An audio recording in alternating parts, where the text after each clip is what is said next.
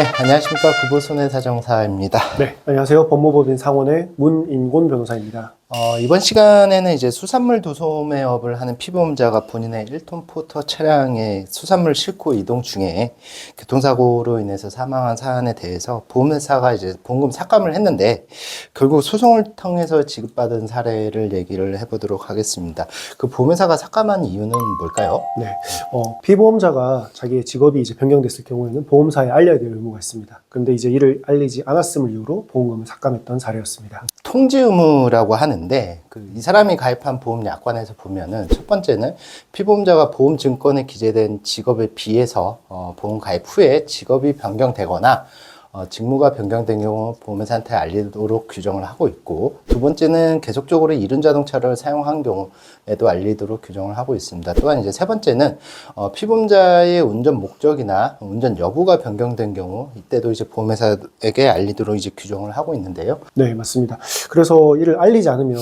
보험회사는 원칙적으로 이제 계약을 해지를 할 수 있습니다. 그리고 알리지 않은 경우와 그 보험금 지급에 대해서 이제 네. 인과관계가 있을 네. 경우에는 보험금 지급을 거절하거나 이를 삭감할 수가 있는 것입니다. 그러면 이 사안의 경우에는 지금 말씀하시는 게 거절하거나 삭감할 수 있다고 하는데, 이거는 지금 삭감을 했단 말이죠? 네, 왜 그런 맞습니다. 건가요? 네, 약관에서는 이륜 자동차 통지 의무를 위반하는 경우에는 보험금 지급이 거절하게끔 되어 있습니다. 그런데 직업 변경의 경우에는 거절이 아니라 보험 요율에 따라서 일부 보험금을 지급하도록 되어 있기 때문입니다. 이게 이제 직업 경우에는 이제 그 위험 급수라고 하는데요. 이걸 1급에서 상급으로 이제 구분을 하고 있습니다. 그래서 1급이 가장 안전한 위험이고 상급이 가장 위험한 위험인데, 이 1급 대비해가지고 상급에 대한 보험료를 보험회사가 받아야 되는데 1급은 당연히 적게 받을 거고 상급은 많이 받게 되는 건데, 이거에 대한 차이에 대해서 요율에 따라서 보상을 하겠다, 뭐 이런 의미라고 보시면 될 것 같고. 네, 그래서 이때 이 보험사에서는 피보험자가 가입 당시의 지급급수가 2급이었는데 네. 사고 당시에는 피보험자는 포터 차량을 운전하는 네. 중에 사고가 나서 사망을 했고, 이러한 화물차 운전자의 지급급수는 상급에 해당이 되고, 이를 알리지 않은 채 포터 차량 업무 중 사고가 발생을 했다고 하면서 삭감을 했던 사례입니다. 근데 제가 봤을 때는 그 가입 당시에 본인의 직업과 어떠한 차종을 운전했는지 제대로 알린 것 같거든요. 예, 맞습니다. 하지만 이제 결국 보험사 측에서는 소송에서 직업 변경 통지 의무 위반을 계속적으로 주장을 해서 이제 소송에 이르게 된 사안이었습니다. 근데 이제 우리는 이제 가입 당시 직업과 사고 당시 직업이 똑같고 차종도 똑같다 이렇게 주장을 했을 것 같은데, 그러면서 이제 통지 의무 자체가 발생하지 않는다 이런 주장을 했을 텐데, 이제 상대방은 어떤 반박을 했을까요? 네, 우리가 차량을 구매하게 되면 당연히 이제 자동차 보험에 의무적으로 가입을 해야 됩니다. 근데 피보험자의 1톤 포터 차량의 자동차 보험 가입 당시 개인용이 아니라 업무용으로 가입을 했다라는 주장을 했던 것입니다. 근데 이제 자동차 보험에서는 이제 업무용이랑 개인용이랑 영업용으로 구분을 해가지고 이 세 가지로 구분을 하는데, 우리 이 피보험자가 가입한 보험 약관에서는 영업용 운전자에서 자가용으로 바뀌는 경우, 혹은 자가용 운전자가 영업용으로 바뀌는 경우 보험회사한테 알려라 이렇게 규정을 하고 있는데, 그럼 말 같지도 않은 주장을 했을까요? 예. 그래서 저희도 이제 자동차 보험에서의 구분과 상해 보험의 구분은 다르기 때문에 피고의 주장은 이유가 없다고 일단 1차적으로 얘기를 했었고요. 그리고 가입 당시 차량과 가입 후 사고 차량의 차량도 동의를 했고요. 그리고 모두 노란색 번호판을 사용하는 영업용 차량이 아니라 하얀색 번호판만 사용하는 자가용 차량이기 때문에 약관상 통지 의무 규정이 발생하지 않는다고 주장을 했었습니다. 당연한 주장 같은데, 그리고 이제 피보험자는 본인 직업과 운전한 차량의 종류를 정확하게 사실대로 얘기를 한 거잖아요. 실제 그걸 한다고. 예, 맞습니다. 바로 그 부분이 가장 중요한 부분이었는데, 녹취록을 들어보니까 설계사가 무슨 일을 하세요? 라고 해서 피보험자는 당연히 수산물 도소매업을 산다라고 얘기를 했었고, 차량도 1톤 포터 자가용을 몬다고 성실히 답변을 했었습니다. 근데 이제 보험 증권을 보면은 직업급수가 2급으로 되어 있었는데 차량 용도도 이제 자가용으로 되어 있었단 말이죠. 근데 보험회사는 피보험자의 직업이 화물차를 운전하는 것이므로 상급에 해당한다고 이런 주장을 했었잖아요. 그렇죠. 네.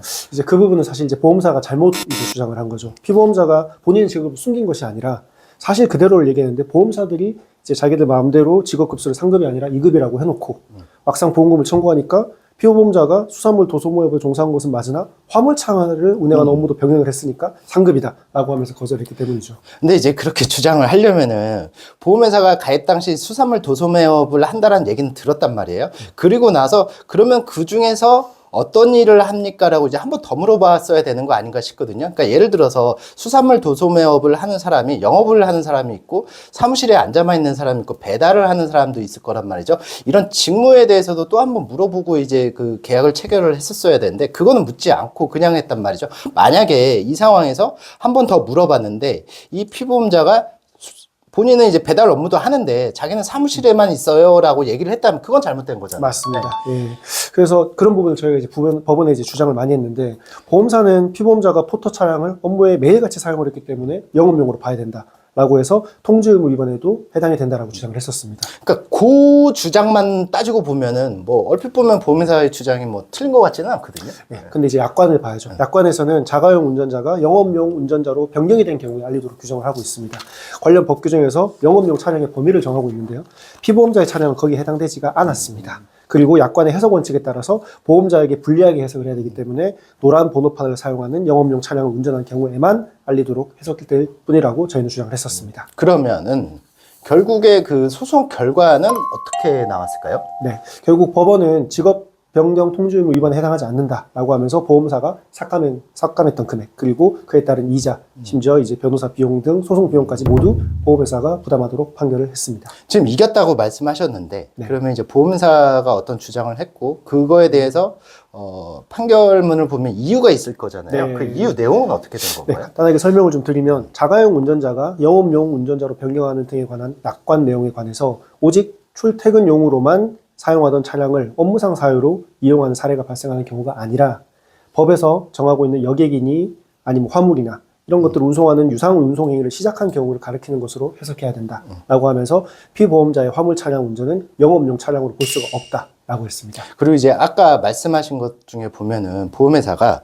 직업급수가 2급이 아니라 뭐 3급이라는 주장을 했었는데 이거에 대해서도 판단을 했을 텐데 뭐라고 했을까요? 네, 그 부분에 대해서는 이제 가입 당시 피보험자가 본인의 직업을 사실대로 알렸고 이를 고지받은 보험사가 심사하여 직업급수를 2급으로 분류한 상태에서 사고가 난 것이다. 그렇기 때문에 본인들이 직업급수를 잘못 분류했다는 취지로 판단을 하면서 직업변경 통지 의무 위반에도 해당하지 않는다라고 판시했습니다. 결국에 이제 지들이 잘못한 거다 이렇게 이제 판단을 한 것 같은데 화물차와 관련해서 보험회사랑 많은 분쟁이 있습니다. 뭐 예전에 저희가 이제 처리했던 사건을 또 되짚어 보면은 이 사람은 가입 당시에 승용차를 운전을 하고 있어가지고 본인은 승용차만 운전합니다라고 이제 보험회사한테 알리고 나서 가입 후에 이제 1톤 포터 차량을 운전을 하고 이제 사망을 하게 됐습니다. 근데 이거는 이제 일을 하려고 운전을 했던 건 아니고요. 어디를 가기 위해서 좀 뭐 친구를 만나기 위해서 운전하다가 이제 사고가 발생했는데 이제 보험사한테 이제 그 상해사망보험금 청구를 했단 말이죠. 근데 보험사가 얘기했던 거는 뭐였냐?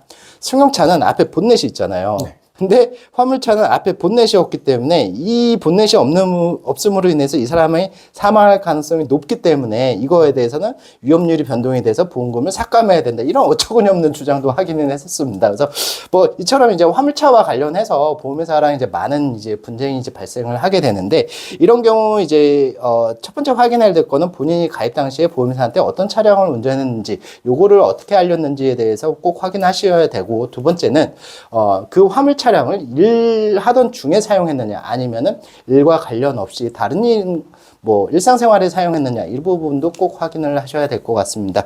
저희가 준비한 내용은 여기까지였고 도움이 됐다고 하면은 좋아요, 구독, 알림 설정 부탁드리고 도움이 안 됐다고 하더라도 다음 동영상에서 분명히 도움 될 테니 좋아요, 구독, 알림 설정 부탁드리도록 하겠습니다. 예, 감사합니다.